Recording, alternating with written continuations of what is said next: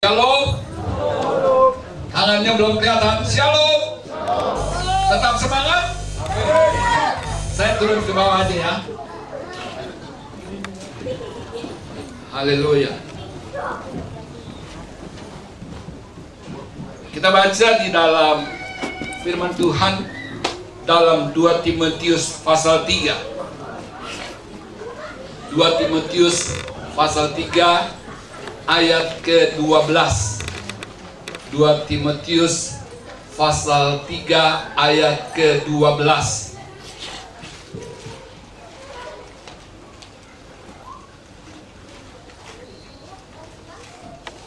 Kita baca bersama-sama karena ayatnya cuma satu ayat aja. 2 Timotius pasal 3 ayat ke-12. Kita baca 1, 2, 3. Memang setiap orang yang mau hidup beribadah di dalam Kristus Yesus akan menderita aniaya. Katakan amin. Amin. Setiap mereka yang mau beribadah dalam Kristus Yesus harus mengalami aniaya. Memang setiap orang yang mau hidup beribadah di dalam Kristus Yesus akan menderita aniaya. Kenapa harus menderita? Rasanya nggak enak dengarnya ya. Kalau berbicara tentang menderita, saya sangat percaya sebenarnya nggak ada satu orang pun yang mau menderita. Misalnya menderita karena nggak ada uang, siapa yang siap? Kalau nggak ada uang nggak bisa makan katanya. Menderita, menderita, menderita. Nah, biarlah pengertian menderita di dalam Kristus, beribadah di dalam Kristus. Semua gereja Tuhan di tempat ini ada pengertian yang Roh Kudus berikan. Kenapa kita harus menderita kalau kita mau beribadah di dalam Yesus Kristus? Kalau hanya pergi beribadah tidak dalam Kristus, saya sangat percaya nggak akan pernah bisa menderita. Nggak akan pernah. Saudara, waktu di dalam ibadah, saya suka mengingatkan dalam arti pelayanan kantor. Ya, pelayanan kantor itu, orang-orang kantor itu begitu sibuk.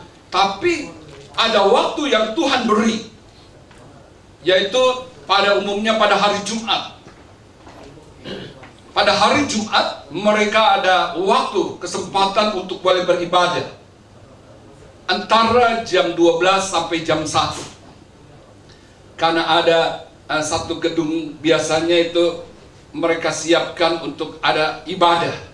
Dari saudara-saudara, ada yang beribadah di masjid, ada yang beribadah di persekutuan gereja. Nah, yang anak-anak Tuhan, mereka beribadah jam 12 sampai jam 1. Saya datang, pada umumnya maaf, jarang on time jamnya, jarang on time. Tapi tidak semua. Ada kantor-kantor yang selalu pas jamnya. Itu ada pilihan.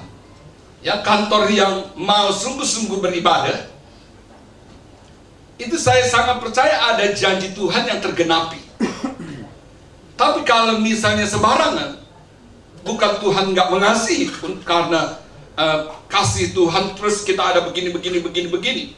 Tetapi Tuhan mau ada kita pengertian lebih dewasa di dalam pengiringan kita kepada Tuhan.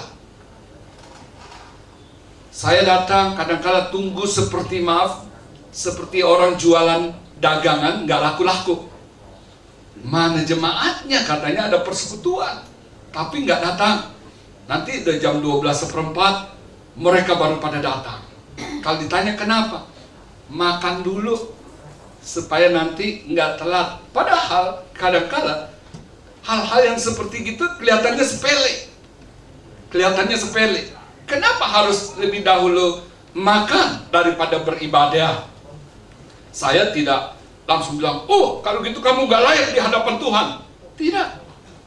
Pilihan ada pada setiap kita. Begitu juga di dalam beribadah di tempat ini. Di depan gak ditulis, kalau sudah jam 10 gak ada yang boleh masuk lagi, karena ibadah dimulai jam 10.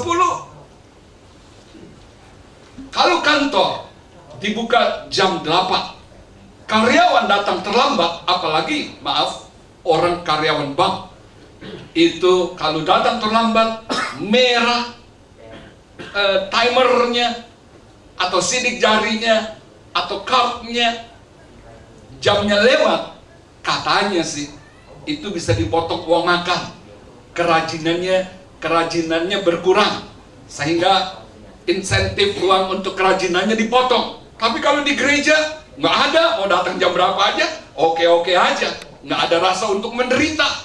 Nanti bangun, tadi malam tidur jam 12, Tuhan juga tahu kan kita ini kan, jadi selalu tidak mau menderita. Saudara, kalau bulan-bulan sekarang ini saat-saat Tuhan pada waktu masa itu lagi nggak enak hidupnya. Saya ada kesempatan pergi bulan Februari lalu. Saya katanya lihat pohon yang pada waktu itu murid-murid diajak untuk berdoa sama Tuhan. Pohon itu katanya inilah pohon yang menjadi saksi, di mana murid-murid diajak untuk berdoa, mereka tidur semua dan pohonnya masih ada. Ya, jadi saya foto di sana. Oh, ini murid-murid bobok ketahuan ya sama pohon itu, kata si tour guide-nya. Nah, sampai hari ini pohon itu masih ada. Jangan-jangan masih ada juga yang tidur waktu berdoa. Nah, Tuhan waktu berdoa itu Tuhan bergumul. Kita tahu bahwa sampai ada peluh. Sekarang saya ruangan AC keluar keringat juga nih, tapi keringat dingin karena kurang sehat. Ya, waktu Tuhan berdoa ada mengeluarkan keringat seperti darah. Tuhan Yesus bergumul. Itu dia menunjukkan kasih-Nya kepada Bapaknya, kepada kita semua orang-orang yang berdosa. Tuhan telah membuktikan kasih-Nya. Saudara, kalau kita mau renungkan tentang kedatangan Tuhan Yesus Kristus ke dalam dunia ini, Dia datang sejak dari lahirnya. Dia sudah dikejar-kejar, ya, sama Herodes, kita tahu itu. Dicari, di mana raja yang baru lahir itu. Waktu orang-orang Majus pada waktu itu ketemu sama Herodes, dan Herodes kasih tahu, nanti kalau jumpa kasih tahu saya ya. Saya juga mau pergi untuk menyembahnya. Padahal Herodes mau tahu di mana dan mau tangkap itu. Kita sudah tahu ceritanya, dan sudah bertumbuh berjalan sejak dari melayani, masuk dalam pelayanan, terus dikejar-kejar sampai mau ditangkap. Dan kita tahu pada akhirnya Yesus ditangkap juga. Waktu dia mengalami, nanti hari Jumat kita ada perayaan Paskah, hari Jumat Agung. Saya ikut jalan Via Dolorosa. Jalan itu kita jalannya cukup jauh, dan di dalam perjalanan itu Yesus memikul kayu salib itu ada 14 kali Yesus terjatuh. 14 kali. Dan sementara suara Yesus tidak ada keluar, dia dicambuk, dia dianiaya, dia disiksa. Itu karena dosa dan pelanggaran saudara dan saya. Siapa yang di sini tidak ada dosa? Semua nggak angkat tangan, tandanya semua ada dosa. Siapa dosa yang paling banyak? Nggak berani ngaku. Tuhan dia tahu. Paulus dia berkata, aku dosa, aku yang paling kejam. Paulus dia berani mengaku.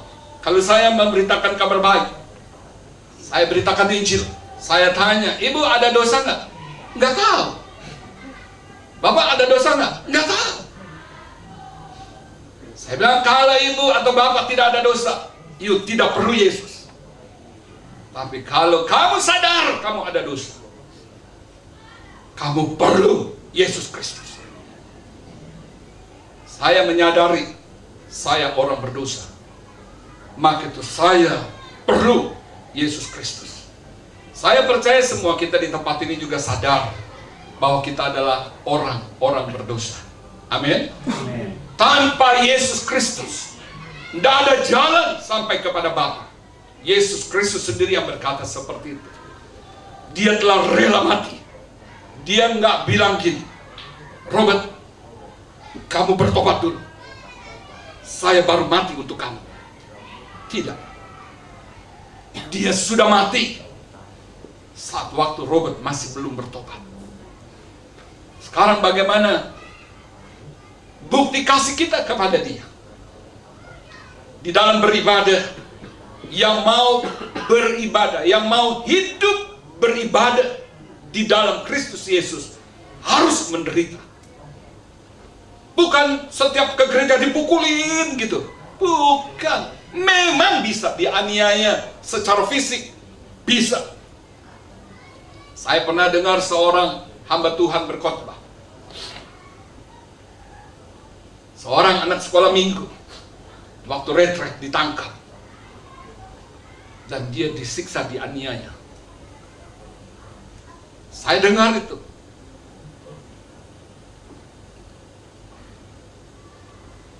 Kalau hal seperti itu terjadi, coba baca Yohanes 16 ayat 1 sampai dengan ke-4.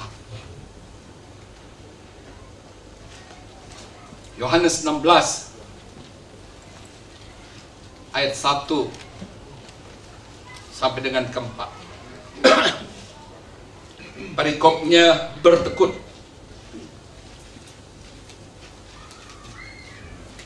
Semuanya ini kukatakan kepadamu supaya kamu jangan kecewa dan menolak aku.